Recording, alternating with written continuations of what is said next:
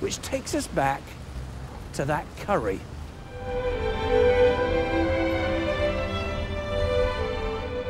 Meet the nation's curry king.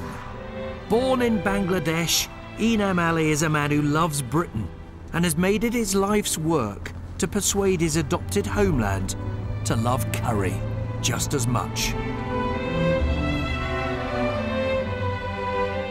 At Enam's restaurant, it's not exactly vindaloo washed down with a pint of lager. Oh, look at that. That is beautiful. Thank you very much. And you call this now, don't you? You call this British curry, yes, rather than Indian? Yeah, absolutely. Yeah. I do call British curry because of the way it's presented, the way whole process is done. Yeah. And it's regarded as a British curry, British cuisine. Yeah.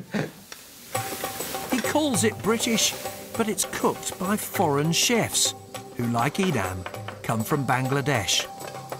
But there's a crisis simmering here and in the kitchens of the nation's curry houses. Under new immigration rules, work permits are only given to those classified as highly skilled, earning about $30,000 a year, and who can speak English. You go to Bangladesh, apply for advertising in the newspaper, get somebody, interview them, anything is fine, and you apply them, he'll be rejected. Because of his English may be weak, or the certificate he provided is not in the proper institution. Many different things has happened. Does it matter whether chefs can speak English?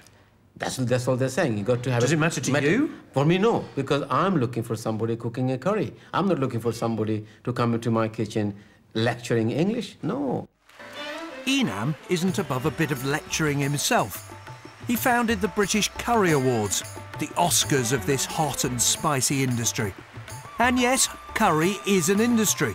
With a turnover of £4.5 billion a year, it employs 72,000 people. An industry under threat, Tory-supporting Enam Ali MBE tells his guest of honour. I am very privileged and look forward to continue working closely with the government on the issue that affected our industry, the industry that we are celebrating tonight. I know that there have been questions on immigration and getting chefs with the necessary experience. So let me promise you this. We will work through this together. We'll continue to help you to get the skilled Asian chefs that you need. And we will also work with you to train up the next generation of homegrown chefs. It may sound soothing, but his real message was blunt. Stop relying on foreign chefs and train some born in Britain. Fixed overnight. But even in the shadow of Brick Lane, London's Curry Mile, it's clear that won't be easy. This is where thousands of Bangladeshis and other immigrants have settled, and where many struggle to find work. The Osmani Centre helps young people into jobs, but few want to do what their parents often strive to escape. Most people around here, like, working in a restaurant, is like, they degrade you for it. Like, you get looked down upon. What, if you work in a restaurant, you get looked down? Yeah. From the community, yeah, from the people. Why? You can do more in life rather than working in a restaurant in your local community. Oh, so working in a restaurant seemed like a bit of a low job? Yeah, like Inman, yeah. If my son was to now say he wants to work in a restaurant, regardless of how glamorous being a chef can be, it's frowned upon because you shouldn't be working so hard. You should be aiming for an accountancy job, a law job, or even things like the media, which isn't so common in our community, would be frowned upon because it's not something that has that prestigious title. If Brits don't want to learn to cook curry, either chefs' wages will have to go up, and with them the price of your chicken tikka, or we may need more immigrants after all. This, though, is about much more than cooking. To get the best designers, programmers, scientists, we may need to bring in workers from all over the world. Or should we listen to those worried about the impact of immigration? We will be shooting ourselves in the foot if we actually restricted one of the main sources of growth, which is to allow migrants in who are innovative, who bring skills that we haven't otherwise got. I can imagine someone listening to this and saying, it's all right for you, That's my child who's not getting a job, or my child whose wages are depressed. It's all right for the establishment to tell me, open the borders. It's us that gets hurt. And I would say what I want for your child is for your child to have a very prosperous and good education, and to come up in and grow up in a society that creates great opportunities for them. So we do need to be open. Yes, it will be more competitive, but that's the world we're in, and you know, you can't hide away from that.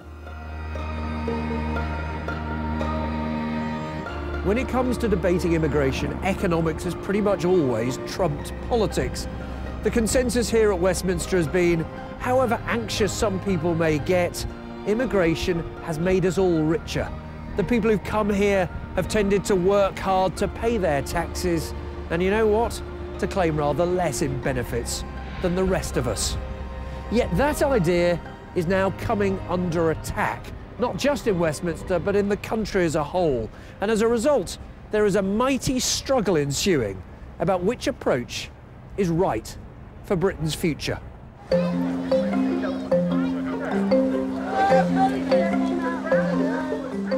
Back at the New Forest show, time to quiz the public. What price would they pay to cut immigration? Britain's official economic forecasters say less immigration means more cost for the rest of us. The Office for Budget Responsibility says if you cut immigration, it'll take us longer to pay our national debt off. If it meant higher taxes in order to cut immigration, will you pay? I'll pay, yeah. I need some money. You want to see it cut? Yes. OK, you need to give me some money then. Why do you feel that strongly? Because I think it should have been curbed 30 or 40 years ago. Even if it costs us money? Yes. Is a credit card easier? Is that easier? Now, this may be unscientific research, but one political leader echoes those views. Are you, Nigel Farage, saying, I accept we could be poorer, but so be it? Yes, so be it. I don't want to live in a country whose population is heading towards 75 million people. There are some things in a society and in a community that actually matter more than just money. Quality of life, overcrowded Britain, lack of social housing, youth unemployment. These are very real issues.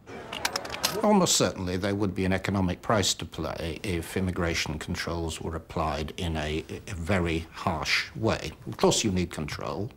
Of course you need to balance the social consequences.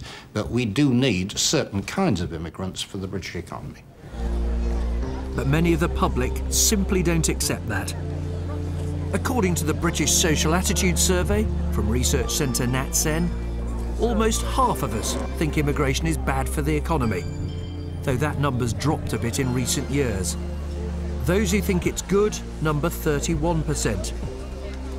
But even half of them still want to see immigration cut. Some politicians at Westminster have clocked that, and they're changing tack.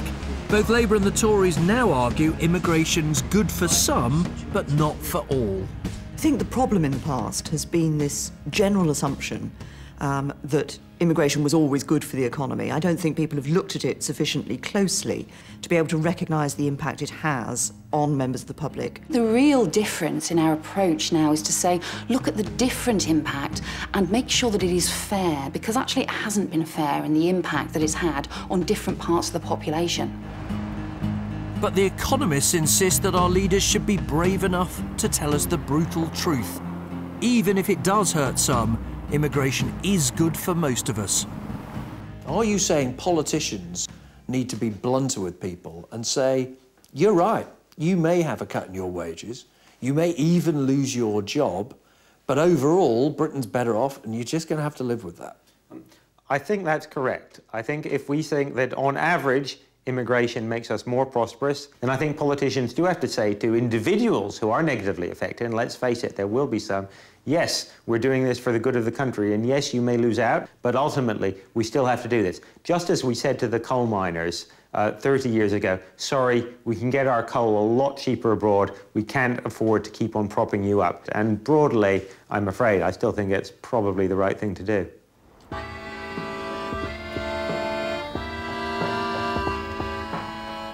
No matter where you look, there are stark choices between hard-nosed economics and the politics of listening to the public's worries. The latest battlefield is over EU immigration. Remember those fruit pickers in Kent? The Bulgarians and Romanians who filled the fields are now free to take any job anywhere in Britain and to stay as long as they like. Their boss wants to be able to look elsewhere to replace them. In order to stay in business, I need a core workforce that's going to be dependable and turn up. And if you're not getting them from Bulgaria and Romania, where will you get them from? Well, historically, we have had them from Russia, Ukraine, Belarus, Moldova, sort of countries around the fringes of the European Union. But the government's got other ideas. It's scrapping the scheme that gives work permits to foreign agricultural workers. What's more, David Cameron says he wants to cap the numbers who can come here from within the EU. At the moment, that would be illegal. The government would have to persuade other countries to tear up one of the EU's founding principles. I think we need to look at the question of, when new countries come in, of what is right to say to them about when they can have access, full access, to that free movement concept. But if the rest of Europe says, forget it, isn't it the case that if there's no change in the rules of the EU, there's precious little you can do to control overall immigration numbers as the EU gets bigger? I've been talking about this for the 3.5 years I've been Home Secretary, and I'm pleased to say that other opposite numbers of mine in other countries across the European Union are now saying, you know what, there is an issue here and we need to do something about it. But any attempt to limit the number of immigrants coming from poorer countries could spell trouble for this business. I think what will happen in the UK, the very labour-intensive horticultural jobs would probably go abroad. So, simple. If you can't get new immigrants to work these fields, strawberries will be grown somewhere else. Yeah. Strawberries, curries, students all pose difficult choices for policymakers. As more Romanians and Bulgarians arrive here, the arguments over immigration will only hot up.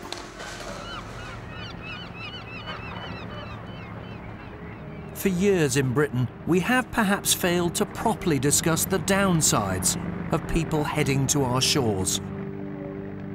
Are we now in danger of ignoring the upsides?